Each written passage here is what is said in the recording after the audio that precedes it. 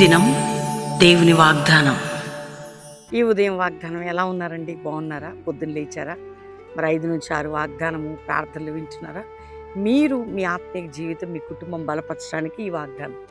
రెండోదిగా, మీ హృదయంలో నెమ్మది, సమాధానం, మీ ప్రశ్నలకి కొన్నిసార్లు మనం చెప్పుకోగలిగే కొన్ని ఉంటే, చెప్పలేని లోపల మూలిగే కొన్ని ఉంటాయి. వాటికి ఆన్సర్ ఏంటంటే, దేవుడు మన మనసును కూడా ఎరిగి ఉన్నవాడు కాబట్టి, ఆంతర్యం ఎరిగినవాడు మనతో మాట్లాడతాడు. ఆయన బిడ్డలం కదా మనం. ఎప్పుడైనా కుంగిపోయినప్పుడు, అలసిపోయినప్పుడు, హృదయంలో నొచ్చుకుంటూ బాధపడుతున్నప్పుడు, ఈ పిల్లల ఫీజులు ఎట్లా, ఉద్యోగాలు ఎట్లా, వ్యాపారం ఎట్లా, మనిషి ప్రొద్దున లేస్తే సమస్య. ఏ దేశాల్లో ఉన్న, ఏ దేశానికి పోయిన సమస్యలు లేనివాడు లేరండి. అప్పుల బాధలు, ఆర్థిక సమస్యలు, మానసిక ఒత్తిళ్ళు, ఒకవేళ ఆత్మీయంగా పడిపోవటం, లోకం తట్టు చూడటం, మనుషులు నమ్మేమో ఎన్నో, 1, 2, 3, 4 అన్నీ. నీ జీవితం ఎందులో డౌన్ అయిపోయినా, ఏ విషయంలో పడిపోయినా, ఎక్కడ నువ్వు కృంగిపోయినా, ఎలాంటి పోరాటాల మధ్యలో ఉన్నా, ఒకవేళ నిరీక్షణ లేదు అనేటువంటి సందర్భాలు, ఈ సమస్య ఎట్లా, ఇది పెద్ద పోరాటమే అని ఉన్నా, దేవుడు ఏదో కార్యం నీ పట్ల చేయటానికి ఈ దినం వాగ్దానం. ఉదయకాల ప్రార్థనలు చూడండి. మరి ఇర్మియా గ్రంథం 33వ అధ్యాయం నేను మాట చదువుతున్నాను. మరి అద్భుతమైన మాట 6వ వచనం. నేను దానికి ఆరోగ్యమును, స్వస్థతను మరలా రప్పించున్నాను, వారిని స్వస్థపరుచుచున్నాను. మరలా అంటే ఏంటి అంటే, అక్కడ ఏదో సిక్నెస్, స్పిరిచువల్ సిక్నెస్, ఆత్మ సంబంధమైనది, ఆరోగ్యపరమైనది, ఆర్థికపరమైనది. సిక్నెస్ అంటే కొంతమంది అంటారంటే ఇలా స్వస్థతలు చేస్తారు. స్వస్థత కాదండి, శారీరక బాహ్య సంబంధం. అంతరంగంలో కూడా ఎంతమందికి ఆత్మీయ స్వస్థత లేని వారు ఉన్నారు?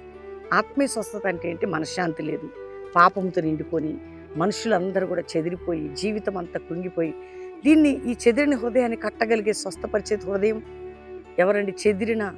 గుండె చెదిరిన వారిని బాగు చేయవాడు. అంటే బాహ్య సంబంధమైన గుండె కాదు, అంతరంగంలో కూడా ఉంది. అందుకే ఆత్మీయ స్వస్థత. ఫైనాన్షియల్గా చెదిరిపోయావా, పోగొట్టుకున్నావా, మరలా రప్పిస్తా. ఫైనాన్షియల్గా నీకు మంచి ఒక స్టేజ్, ఒక జీవితం. ఫస్ట్ స్పిరిచువల్, 2 హెల్త్, 3 ఆర్థికంగా, 4 సేవాపరంగా, కుటుంబ పరంగా. దేని విషయంలో నీ చెదిరిపోయావో నేను మరలా రప్పిస్తున్నానంటే అక్కడ సిక్నెస్ వచ్చిందని అర్థం. మరలా నేను స్వస్థపరుస్తున్నానంటే అక్కడ ఏదో జరిగిందని అర్థం. మరలా అంటే సంథింగ్ బ్రేక్ అయిపోయింది అక్కడ, తిరిగి దాన్ని మరలా నేను బాగు చేస్తా, కడతాను. మరలా అనే మాట ఎందుకు వాడానంటే, మళ్ళీ నేను చేస్తా. సరే చెదిరిపోయిందో, బాగా పాడైపోయిందో, ఏదైపోయిందో అయిపోయింది అని నేను మరలా చేస్తాను. కాబట్టి దేవుడు రెస్టరేషన్ అంటే మనల్ని మళ్ళీ చేసే దేవుడు. ఆయన అట్లనే పెట్టుకొని నాని అట్లనే కృషించి కృంగిపోం మనం. కాబట్టి దేవుడు నీకు మరల ఆరోగ్యమును, స్వస్థతను, దీవెనను అనుగ్రహించబోతున్నాడు. నేను నీకు మరల ఆరోగ్యమును, స్వస్థతను, దీవెనను అనుగ్రహించేదను. ఈ వాగ్దానాన్ని గట్టిగా పట్టుకొని ప్రార్థన చేయండి. మీరు కూడా, ప్రభా ఇది నాకు మరల ఈరోజు ఉదయం ఇచ్చామంటే సంథింగ్ నా జీవితం లేదు, నా లైఫ్ని మళ్ళీ లేపబోతున్నావు అనే ప్రార్థన.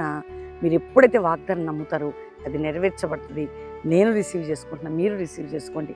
మనందరం ఏకీభవించి కలిసి ప్రార్థన చేసుకున్నాం. తండ్రి, ఎంతమందికి రక్షణ లేదు, రక్షణ దయచే ప్రభా. ఆత్మీకంగా చెదిరిన వారు, పడిపోయిన వారు తిరిగి లేపబడాలి. ఆరోగ్యపరంగా విడుదల పొందాలి, స్పిరిచువల్గా విడుదల పొందాలి. కృంగిన వారు లేవనెత్తబడాలి. అప్పుల్లో, ఆర్థిక సమస్యలు, వ్యాపారాల్లో, ఉద్యోగాలు లేక, ఫైనాన్షియల్ బ్రేక్డౌన్, తిరిగి మరలా కట్టును ఆయన. తిరిగి మరలా వారిని బాగు చేయి, తిరిగి వారిని మరలా జీవింపచేయి. అంతేకాక చెదిరిపోయిన కుటుంబాలు కట్టు, విరిగిపోయిన జీవితాలు కట్టు నాయన. ఎక్కడెక్కడ ఏ దేశాల నుండి ఉద్యోగాలు లేవని డిప్రెషన్లో కృంగిపోయి, ప్రమోషన్స్ లేక, ట్రాన్స్ఫర్స్ ఎక్కడ ఎందులో బ్రేక్ అయిపోయిందో మరలా వారి జీవితంలో ఒక బలమైన కార్యాన్ని జరిగించి, గర్భం లేని గర్భాలు తెరువు నాయన, గర్భిణీ స్త్రీలకు మంచి ప్రసవి నాయన. ఎంతమంది విడిపోయిన కుటుంబాలున్న కట్టు ప్రభా.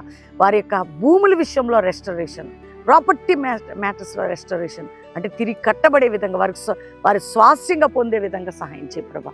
ఎవరి గృహాలు లేదో గృహాలు, వాహనాలు లేని బిడ్డలకు వాహనాలు, అయ్యా త్రాగుడి, వ్యసనం, పాపమునికి లోనైన కుటుంబాల్లో ఉన్న వారిని రక్షించు. వారి జీవితాల సంతోషం, సమాధానమే.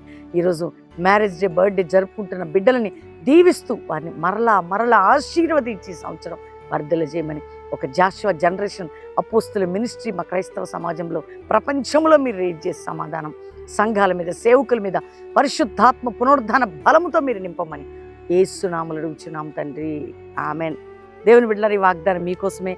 లైక్ చేసి షేర్ చేయండి, మంచి కామెంట్స్ పెట్టండి, మీ స్టేటస్లో పెట్టుకోండి, మీ ఫ్రెండ్స్కి పంపండి. వాగ్దానం కదా. 10, 11, 12 బెల్లంపల్లి మీటింగ్స్. 10, 11, 12 3 దినాలు పరలోకం భూమి మీదకి బెల్లంపల్లిలో 3 దినాలు చక్కటి ఆత్మీయ ఆరాధన, వాక్యోపదేశం, ప్రార్థన, అభిషేకం, వరములు, ఫలములు, మంచి వాతావరణం, ప్రార్థన వాతావరణం. దీంతోపాటు ఉచితంగా మీకు అకామిడేషన్, భోజనాలు కూడా ఉంటాయి. కాబట్టి కుటుంబాలకు వచ్చి బెల్లంపల్లి 3 రోజులు పాలు పొంది వెళ్ళండి. దేవుని కృప పొందబోతున్నారు. అంతేకాక ప్రతి శనివారం ఉజ్జీవ కూడిక కల్వరి ప్రామిస్ అండ్ హైదరాబాద్లో కూడా సాటర్డే ఈవినింగ్ ఉంటుంది. సండే 3 ఆరాధనలు ఉంటాయి. దేవుడు మీ అందరినీ దీవించునుగాక. ప్రైజ్.